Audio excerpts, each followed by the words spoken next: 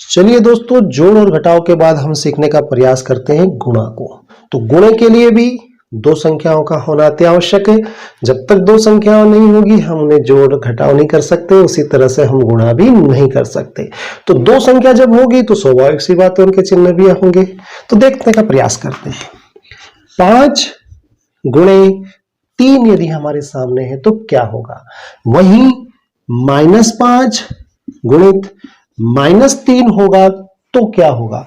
यहां confusion create हो सकता है कि गुणा है कि माइनस है, इसलिए मैं इसे कोष्टक में रख देता हूं। तो एकदम आपको समझ में आएगा कि यहां हम क्या कर रहे हैं। -5 का गुणा हम -3 में करने जा रहे हैं। ओके, उसी तरह इन्हें भी हम कोष्टक में रख देते हैं तो एकदम कंफ्यूजन नहीं होगा और कुछ नहीं है। उसी तरह से 5 गुणे -3 या -5 गुणे 3, इन चारों ही संख्याओं का हम गुणा देखते हैं कि क्या होगा।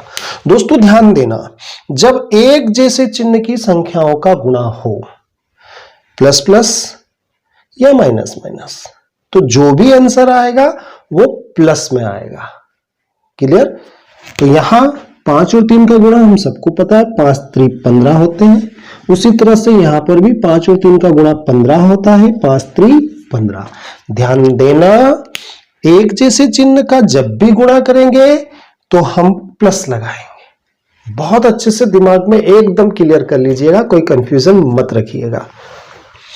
अब अलग अलग चिन्हों की संख्याओं का गुणा हो, यानी एक प्लस और एक minus, plus minus minus plus, दो संख्याएं हैं, एक प्लस की है और एक माइनस की, यानी विपरीत चिन्ह है, अलग अलग चिन्ह है।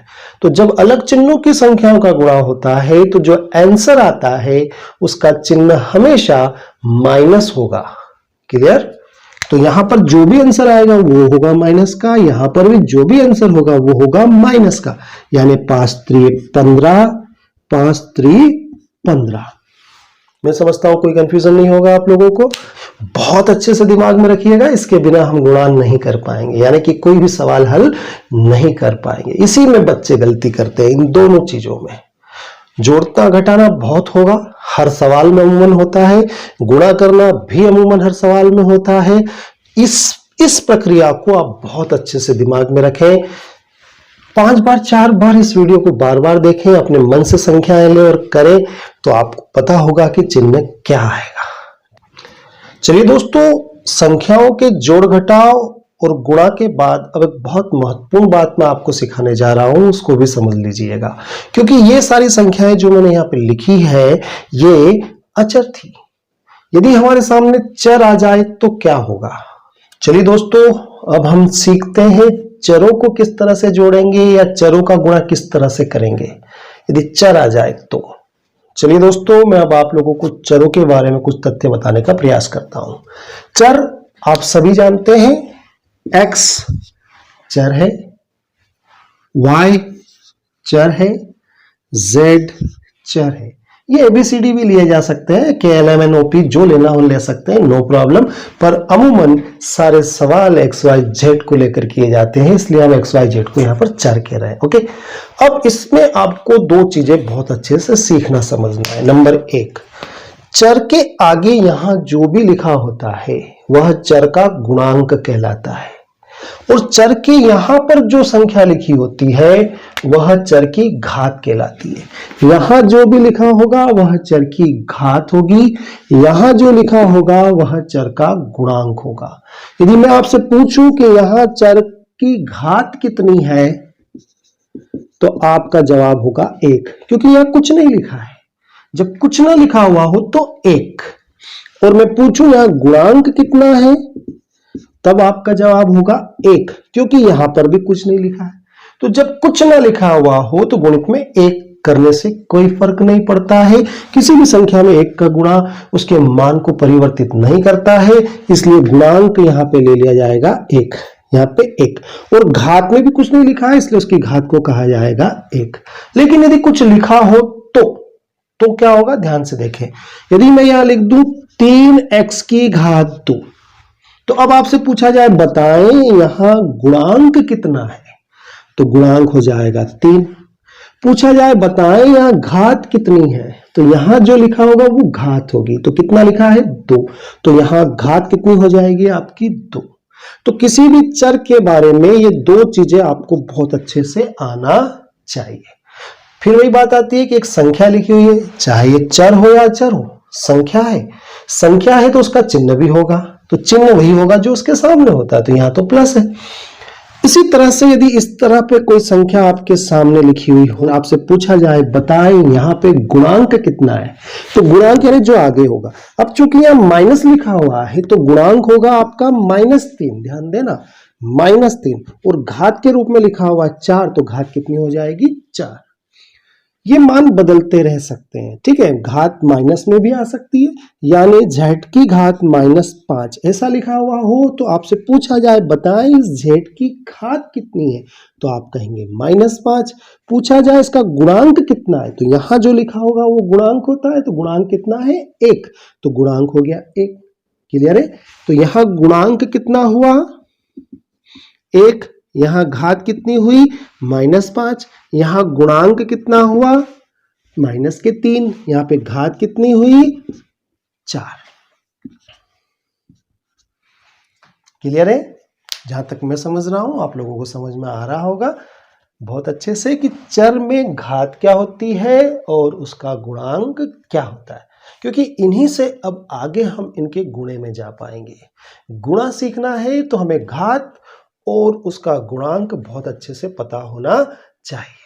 तो चलिए अब हम चर राशियों का आपस में गुणा सीखने का प्रयास करते हैं।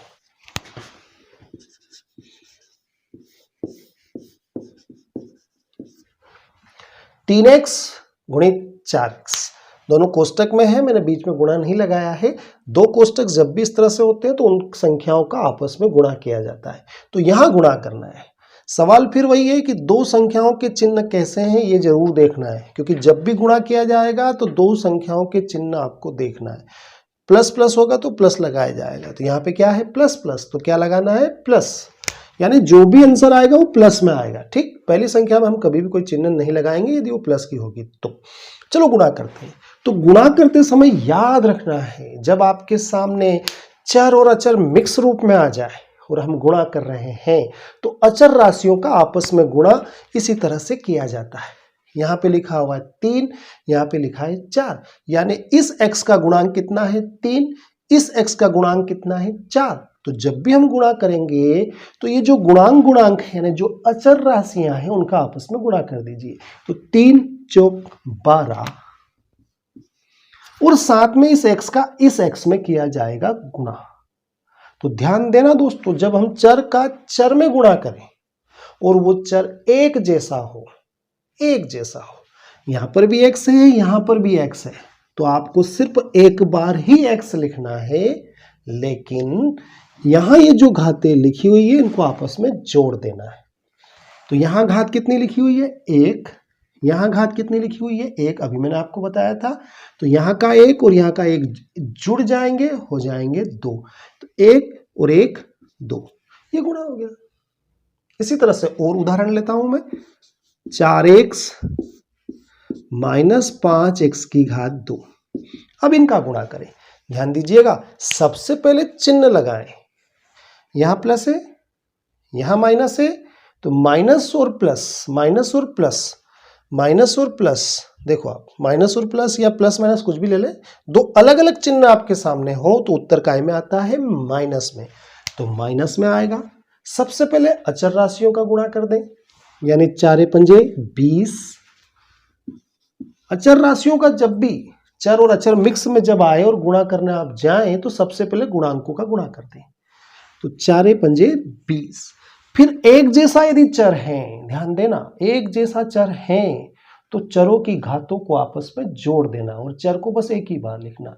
तो x x है तो x लिखना है, और घात यहां कितनी है 1 और यहां कितनी है 2, तो 2 और 1 कितने हो जाएंगे 3, ये गुणा हो गया। ठीक है, चलिए आगे चलते हैं। 2x 3xy, अब थोड़ा सा चेंज आया है, तरीका फिर वही है। हम सबसे पहले चिन्ह देखेंगे, प्लस माइनस, प्लस माइनस, जब प्लस माइनस होता है तो चिन्ह आता है माइनस में। सबसे पहले गुणांकों का गुणा कर दें, तो 2 तिया 6, x, यहां पर भी x है, x का x में गुणा करेंगे, x की घात हो जाएगी 2। क्यों? क्योंकि यहां 1 है, यहां 1 है, तो 1 और 1 कितने हो जाएंगे? 2। तो x की घात हो गया 2।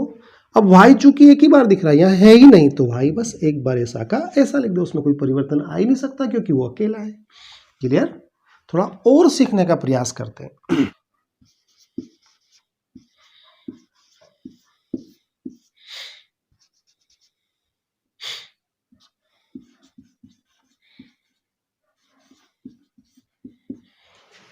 दो संख्याएं फिर आपके सामने हैं। सबसे पहले चिन्ह देखें, माइनस माइनस, माइनस माइनस का गुणा जब भी होगा उत्तर में आएगा प्लस, तो यहाँ प्लस आ जाएगा। ठीक, पहले गुणांक देखें 3, यहाँ गुणांक देखें 4, 3 और 4 का गुणा करेंगे कितना आ जाएगा आपका? 4 3 12, तो यहाँ लिख देंगे आप 12। x का गुणा x में करते हैं, ध्यान देना सेम चरों का गुणा जब भी होगा तो उनकी घातों को जोड़ देना, बस सिंपल। तो x घात 2 घात 3 मिलके हो जाएगी घात 5। y का गुणा करते हैं तो दोनों जगह y है, तो y, यहाँ घात है 1, यहाँ घात है 2, तो घात कितनी हो जाएगी? 3, y की घात 3। ये सिंपल सा तरीका है दोस्तों, जब भी हम गुणा करें बस इस तरह से हमें गुणा करना होता है। मैं जहाँ तक समझ रहा हूँ आप समझ पा रहे हैं मैं जो आपको समझाना चाह रहा हूँ। चलिए हम कोशिश करते हैं जो स्टार्ट में हमने आपके सामने प्रॉब्लम रखी थी उसको सॉल्व करने का। ठीक।